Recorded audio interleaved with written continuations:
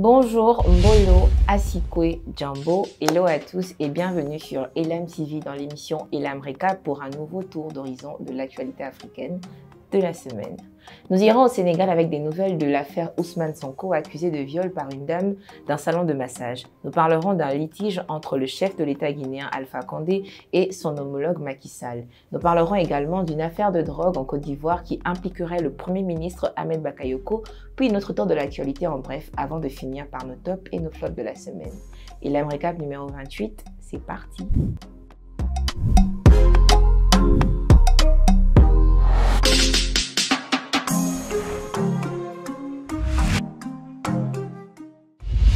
Souvenez-vous, dans l'émission Elam Recap numéro 25, nous vous parlions d'Ousmane Sonko, cet homme politique et opposant sénégalais visé par une plainte de viol par une femme d'un salon de massage, d'une accusation refutée par l'intéressé évoquant une manœuvre politique pour le déstabiliser. Ousmane Sonko avait reçu plusieurs convocations pour s'expliquer sur cette affaire, mais mettant en avant son immunité parlementaire. Il n'avait jamais répondu présent. Faut savoir que Ousmane Sonko est député et que selon la loi, il ne peut être condamné que s'il y a flagrant délit ou si son immunité est levée. À ce titre, le 26 février dernier, son immunité parlementaire a justement été levée. Les députés étaient appelés à se prononcer lors d'un vote à main levée. Au total, 125 voix pour sur 165. Mercredi 3 mars dernier, alors qu'il se rendait à sa convocation dans le cadre de la dite plainte, Ousmane Sonko a été arrêté et placé en garde à vue pour trouble à l'ordre public. Il a été conduit dans les locaux de la section de recherche.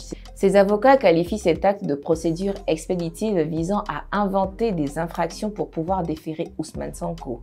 En plus de l'infraction de trouble à l'ordre public, il a également été accusé de participation à une manifestation interdite.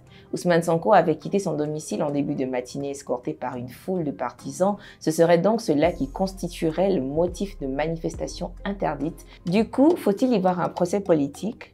Pour rappel, Karim Wade, le fils de l'ancien président Abdoulaye Wade, avait été condamné en 2016 à 6 ans de prison pour enrichissement illicite. Une arrestation et une condamnation qui intervenaient au moment où l'homme prenait une certaine ampleur dans la sphère politique sénégalaise. Puis, il y a eu Khalifa Sall, l'ancien maire de Dakar, condamné pour détournement de fonds publics au moment où lui aussi montait en grade dans la sphère politique sénégalaise. Du coup, j'ai envie de vous poser la question. Pensez-vous que la procédure contre Ousmane Sonko est une procédure politique? Je serais ravie de lire vos avis. Fermé depuis 5 mois sur décision d'Alpha Condé, le président de la Guinée-Conakry, la frontière guinéo-sénégalaise longue de 330 km le demeurera jusqu'à nouvel ordre.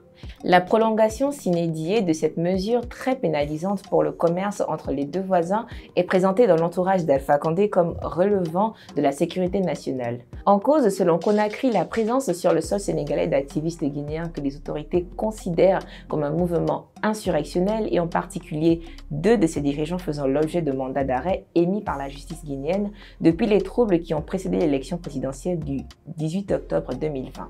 Il se dit que les leaders de ce mouvement se livrent à des déclarations et des actions dangereuses depuis le territoire sénégalais et auraient déjà tenté de faire entrer des armes de guerre en Guinée. De leur côté, les autorités sénégalaises se sont toujours défendues de soutenir ou d'encourager un mouvement insurrectionnel tout en reprochant au passage à leurs homologues guinéens de ne les avoir pas consultés. Quoi qu'il en soit, cette histoire n'est pas de nature à conforter les relations déjà tumultueuses entre les deux présidents, d'autant qu'Alpha Condé reproche à Macky Sall de soutenir son principal adversaire, Cellou Dalein Diallo. C'est d'ailleurs à ce titre que le chef de l'État sénégalais s'était abstenu de féliciter Alpha Condé après sa réélection et avait brillé de son absence à son investiture alors qu'il était présent la veille pour celle du président ivoirien Alassane Ouattara. Je vais vous poser la question à vous. Est-ce que vous pensez que les craintes et accusations de Conakry sont justifiées? Pour info, quand Alpha Condé fuyait la dictature de Lansana Conté, c'est au Sénégal qu'il avait trouvé refuge. Peut-on dire qu'il parle en connaissance de cause? Dites-moi en commentaire. Selon le média LSI Africa, une importante somme de cocaïne pour une valeur estimée de 25 milliards de francs CFA a été saisie dans un quartier de la périphérie d'Abidjan. Une saisie qui rappelle celle de l'année dernière où 411 kg de cocaïne avaient été perquisitionnés sur un bateau dans les eaux ivoiriennes. À l'époque, les soupçons s'étaient dirigés vers Ahmed Bakayoko, alors ministre de la Défense. Ahmed Bakayoko avait été présenté comme le baron du trafic de la drogue en Côte d'Ivoire. L'homme se défendait à l'époque en ces mots. Ces accusations vont à l'encontre de mes principes de vie et sont de nature à jeter le discrédit sur mon pays. Au regard de ces insinuations extrêmement graves et diffamatoires, j'ai décidé de porter plainte. Pour info, les accusations étaient l'œuvre du journaliste étranger qui, selon les bruits de couloir, était à la solde d'individus voulant tuer politiquement Ahmed Bakayoko.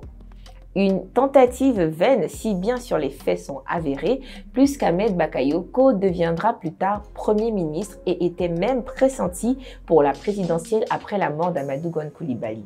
Aujourd'hui, alors que les soupçons d'empoisonnement sur sa personne font état, il apparaît aux yeux de ses sympathisants que cette affaire de drogue dans laquelle il est encore cité serait une manœuvre de ses adversaires politiques qui estiment que l'homme serait arrogant. Au moins 24 personnes sont mortes mardi dans le crash d'un avion commercial à Piéry dans l'état du sud-soudanais. L'accident a eu lieu le mardi 2 mars 2021 vers 17h05. Le nombre de passagers présents à bord n'a pas encore pu être déterminé avec certitude et la probabilité d'avoir des survivants est très infime. Le vice-président zimbabwéen Kembo Moadi, accusé de harcèlement sexuel, a annoncé lundi 1er mars sa démission tout en réaffirmant son innocence. Au Zimbabwe, plusieurs médias locaux ont publié des comptes rendus de conversations dans lesquels un homme présenté comme Kembo Moadi harcelait sexuellement plusieurs femmes, dont l'une serait une de ses collaboratrices. L'homme de 71 ans affirme avoir démissionné par respect pour la présidence de la République. Et puis, nous avons appris cette semaine le décès aux États-Unis dans des circonstances encore non élucidées du producteur nigérian Dr. Frabs. Certaines sources affirment qu'il aurait reçu une balle, mais rien de concret jusqu'ici. Dr. Fabs a travaillé avec un grand nombre de personnes dans la musique nigériane, telles que Wizkid et Davido, pour ne citer que ceux-là. Repose en paix l'artiste.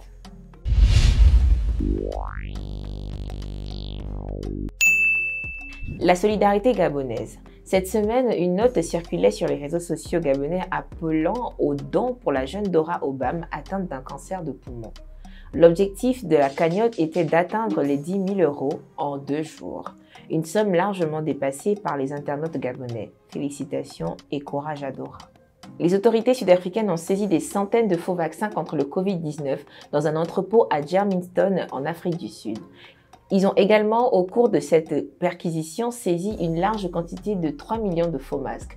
3 Chinois et 1 Zambien ont été arrêtés dans cette affaire. Nous sommes arrivés à la fin de notre émission Elam Recap numéro 28. J'espère que cela vous a plu. N'hésitez pas à partager, à liker et surtout à vous abonner. À bientôt.